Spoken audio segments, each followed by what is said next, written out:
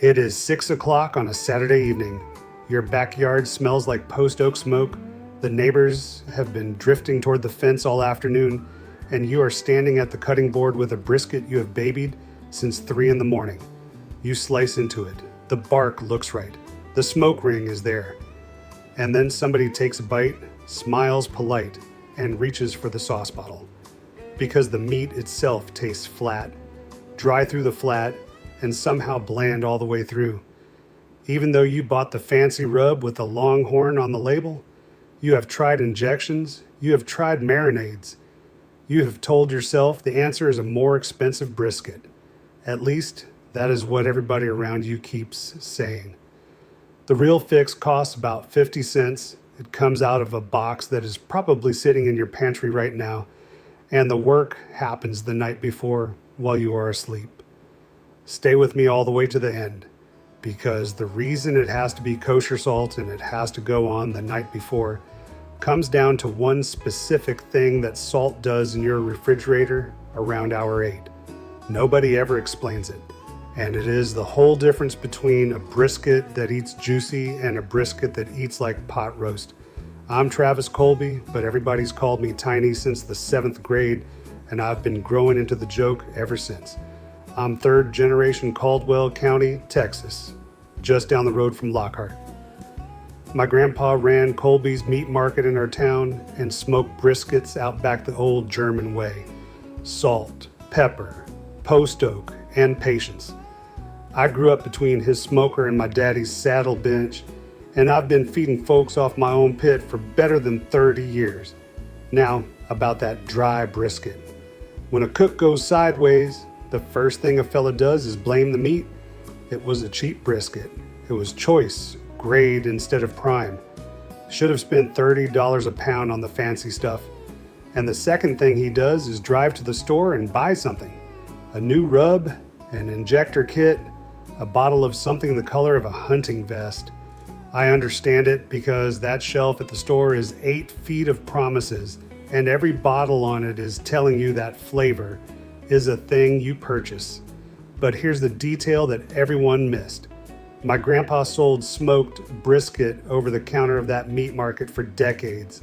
Cheap brisket, the same grade you and I buy at the grocery store today.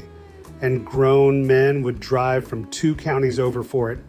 He did not own one bottle of anything. His whole seasoning program fit in 2 coffee cans, salt in one, coarse black pepper in the other. The difference was never what he put on that meat. It was when he put it on. And the honest reason nobody ever told you is that there is no money in it. A rub company cannot patent a box of kosher salt. There is no repeat sale in a method that costs 50 cents a brisket and sits next to the flour in every grocery store in America. So the advertisements talk about everything except the one thing the old market men actually did. I will come back to why the timing matters more than anything else in this video, because that is the part everybody gets wrong. Now, everything I'm fixing to show you today comes straight out of a book I put together called the Texas BBQ Bible.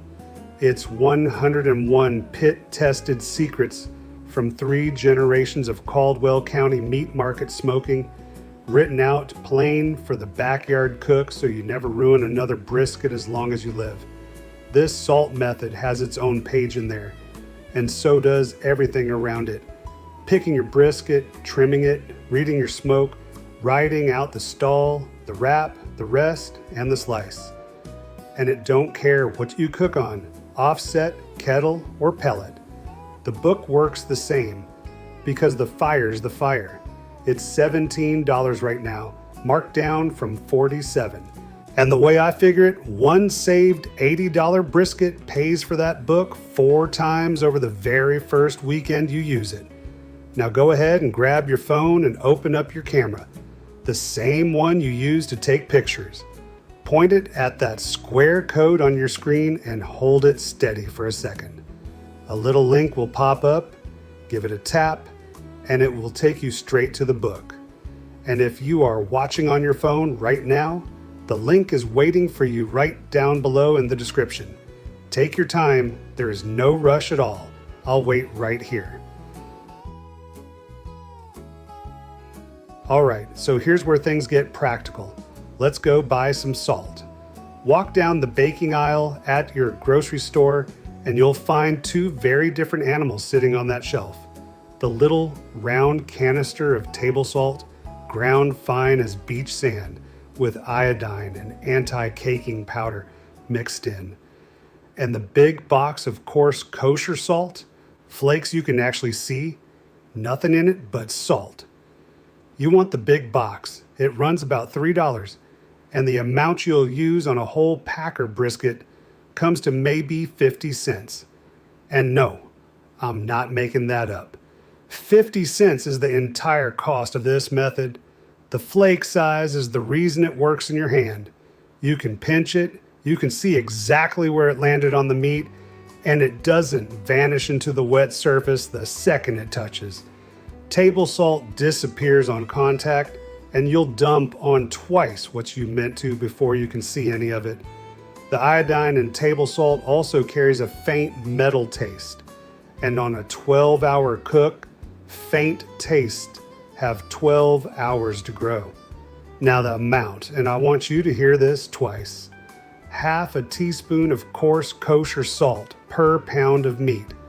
Half a teaspoon per pound, not a tablespoon, and the difference matters. For a 12-pound pack or brisket, that works out to about 2 tablespoons of salt total. 2 tablespoons for the whole brisket. Measure it into a little bowl before you start so your hand can't get generous on you. Then hold your hand high, about a foot above the meat, and rain it down. Salting from up high spreads the flakes even, the way rain covers a field instead of a garden hose flooding one corner. Here's the whole routine for the night before, one step at a time. Trim your brisket first, same as always. Pat the whole thing dry with paper towels. Rain that measured salt over every surface, top, bottom, and the sides. Set the brisket on a wire rack. Set that rack over a sheet pan to catch any drips. Now slide the whole thing into the refrigerator uncovered. No plastic wrap, no foil, no pan of marinade, bare to the cold air. Your refrigerator needs to hold below 40 degrees the whole time. That is 40 degrees. And that part is food safety, so it is not negotiable at my pit, and it shouldn't be at yours. Leave it 12 hours at minimum, and up to 24 is fine. That uncovered part seems like a small detail. It is not, and I'll show you why before we're done. So the recap is simple. Trim, dry, salt, rack, refrigerator, uncovered, overnight. That's it. Go to bed. The salt works the night shift, and it has never once asked me for a raise. Come morning, pull that brisket out and take a look. It'll be darker. The surface will feel dry and a little tacky, like a stamp you already licked. That is exactly right, so do not rinse it and do not add more salt. The salting is done. Now comes the pepper, coarse, ground black pepper, the 16 mesh stuff, if your store has it, laid on the morning of the cook. Pepper stays out on the surface building your bark, so it never needed the overnight head start the salt did. 2 coffee cans, 2 different jobs, 2 different clocks. Then run your fire the same as any brisket day. 225 at the grate. That is 225 degrees, whether that grate sits on my old offset barrel, on a kettle with the coals banked to one side, or on a pellet grill where you just turn the dial. I teach all 3 and I'll turn nobody away from the fire. Hold it low and steady, ride out the stall when the meat parks itself in the 150s for a few hours, and take it to probe tender, right around 203 internal. 203, when the probe slides in like warm butter. Grandpa always said the brisket's done when it's done, and not a minute before. Then rest it, a full hour at least, wrapped, and set somewhere warm. And remember what I told you at the start about the one thing the salt does around hour 8 in your refrigerator? we're there. This is the part nobody explains. The first hour after you salt that brisket, the salt actually pulls moisture out of the meat. If you peeked in the refrigerator, you'd see the surface go wet and beaded, and you'd swear you were ruining it. Every fella who quits this method quits right there at the peak. Don't quit. That moisture coming out is step one, because the salt dissolves into it, and now there's a strong, salty film sitting right against the meat.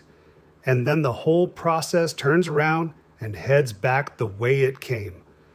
Over the next several hours, that dissolved salt travels down into the brisket deeper and deeper, and by around hour 8, it's reached into the thick of the flat, the exact part of the brisket that always cooks up dry. Now here's the piece that makes it all pay off. Salt doesn't just season the inside, salt changes the meat itself. It loosens up the wound-up muscle proteins, relaxes them, and a relaxed protein holds onto its water when the heat hits. An unsalted brisket goes through the stall, wringing itself out like a dish rag. A salted one holds tight.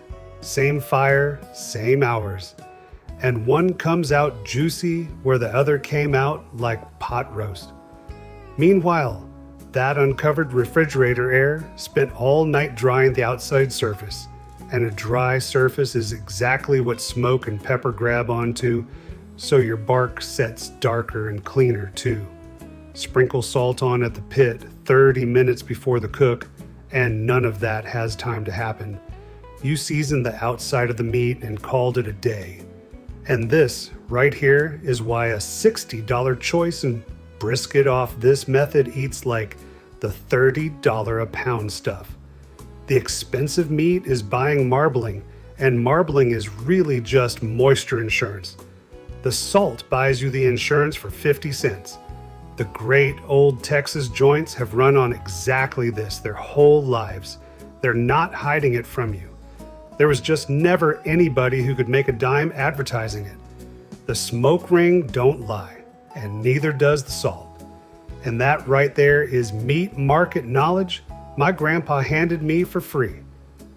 There's 101 of those in the Texas BBQ Bible, written out plain, so you never ruin another brisket as long as you live, on offset, kettle, or pellet alike. It's $17, down from $47, and one ruined $80 brisket costs more than 4 copies of the book. Grab it while it's on your mind, because Sunday's brisket won't wait on us. Now go ahead and grab your phone and open up your camera, the same one you use to take pictures. Point it at that square code on your screen and hold it steady for a second.